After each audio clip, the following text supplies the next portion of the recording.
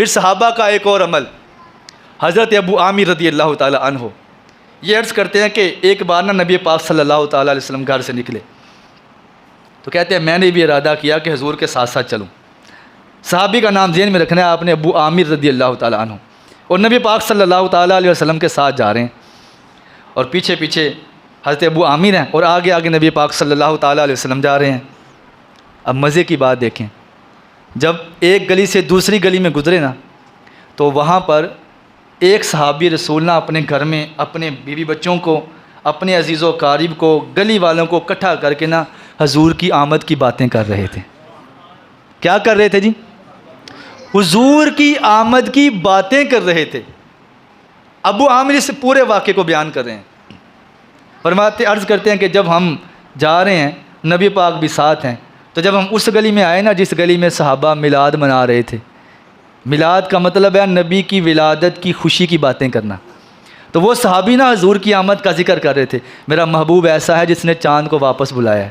میرا محبوب ایسا ہے جس نے چاند کے 2 ٹکڑے کیے ہیں، ہمارے محبوب ایسے ہیں جن کو اللہ نے 30,000 سے زیادہ معجزے عطا کیے ہیں، ہمارے محبوب ایسے ہیں جو اشارہ کرے تو زمین رک جاتی ہے، ہمارے محبوب ایسے ہیں جس کو کہہ دیں اللہ بھی اسے جہنم سے آزادی عطا فرما دیتا ہے، ہمارے محبوب ایسے ہیں کسی کو کھجور تھیلی میں ڈال کے دیں اور اشارہ کرے جا تقسیم کر، جب تک تھیلی کھولے نہ وہ 9 کی 9 کھجوریں ختم بھی نہیں ہوتی. ہمارے نبی کے معجزات. ہمارے نبی کے پاس کافر آئے اور آ کر کہا قرضے میں ڈوبے ہوئے ہیں، کہا قرضہ کیسے اترے گا؟ کہا یہ 2 پنڈ، سادہ لفظوں میں کہنے لگا ہوں، یہ 2 گاؤں کے برابر آقا کریم کے پاس بکریاں تھیں، کہا اگر یہ ساری مل جائے نا تو میرا قرضہ اتر جائے گا. آقا کریم نے اشارہ کیا صحابہ کو کہ یہ دے دو ساری کی ساری بکریاں اس کو. اب بکریاں لے کر بیچ کے قرضہ اتار کے جب کافروں کے پاس گیا نا تو جا کے کہتا تم تو پاگل ہو، بتوں کے سامنے سجدے کرتے ہو، جا کے بارشیں مانگتے ہو، دھوپ مانگتے ہو، آؤ میں تمہیں ایک در پہ لے کے جاتا ہوں، ایک دفعہ خیرات ملے گی پھر کبھی ضرورت ہی نہیں رہے گی کسی چیز کی. یہ کافر کہتا ہے اور آؤ تمہیں میں وہاں لے کے جاتا ہوں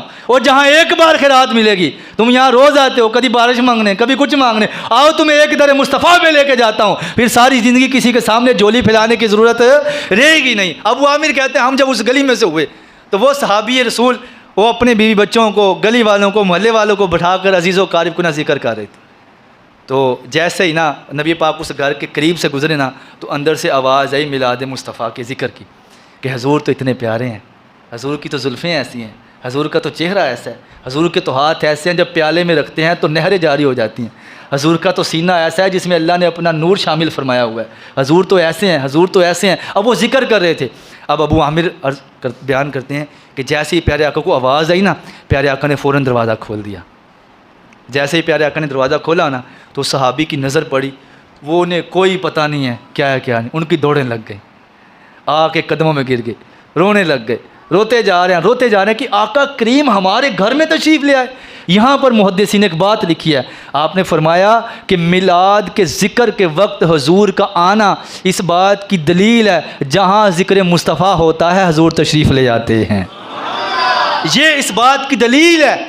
کہ میلاد کے دوران نبی کا آنا، یہ اس بات کی دلیل ہے جہاں پر ذکر مصطفیٰ ہوتا ہے اللہ کے نبی وہاں تشریف لے کر آتے ہیں. اب ابو عامر کہتے ہیں کہ جب وہ صحابی رسول نے دیکھا کہ اللہ کے نبی تشریف لائے ہیں، دروازہ کھلتا ہے، صحابی رسول کی دوڑ لگ گئی، دوڑتے ہوئے قدموں میں گر گئے اور جا کر عرض کرتے ہیں اللہ کے نبی میں اپنے مقدروں پر قربان جاؤں، کائنات کا سردار آج میرے گھر میں آیا ہوا ہے. میرے پیارے آقا نے اس صحابی کو اٹھا کے اس سے پوچھا اے صحابی کیا کر رہے تھے، ہمیں بھی تو بتاؤ نا، یہ تم نے بچے اکٹھے کیے ہیں، عزیز و قارب کو اکٹھا کیا ہے، گلی محلے والوں کو اکٹھا کیا ہے، ارے کیا کر رہے تھے؟ ابو عامر بیان کرتے ہیں وہ صحابی رسول نے عرض کیا سنا تو اللہ کے نبی نے بھی تھا لیکن عمل اتنا پکیزہ تھا، حضور بار بار سننا چاہتے تھے. کہا صحابی کیا کر رہے تھے؟ کہا حضور اور کچھ نہیں کر رہا تھا، آپ کی آمد کا ذکر کر رہا تھا، آپ کے معجزات کا ذکر کر رہا تھا. نبی پاک صلی اللہ تعالیٰ علیہ وآلہ وسلم نے فرمایا اے میرے صحابی تیرا یہ عمل ہے، اب 2 خوشخبریاں لے لیجئے یہاں پر جو میلاد مصطفیٰ مناتے ہیں، جو جھنڈے لگاتے ہیں، جو خوشیاں مناتے ہیں، جو آقا کی میلاد پر زور سے نعرے لگاتے ہیں، جو لنگر پکاتے ہیں، جو دیگے بناتے ہیں، جو محفلیں کرتے ہیں. آج سنیں جب اللہ کے نبی کا ذکر ہوتا ہے اللہ کے نبی کیا انعام دیتے ہیں. آپ نے کندھے پہ ہاتھ رکھا اور اسے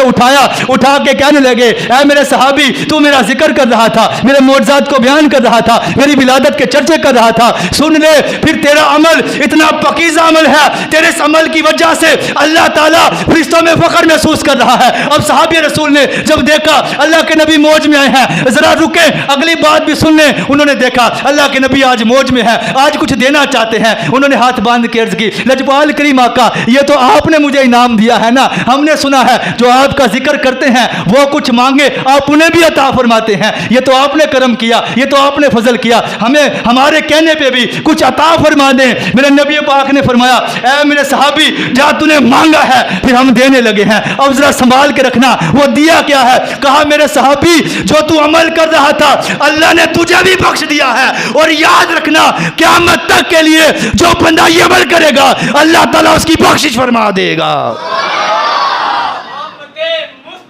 مرحبا مرحبا.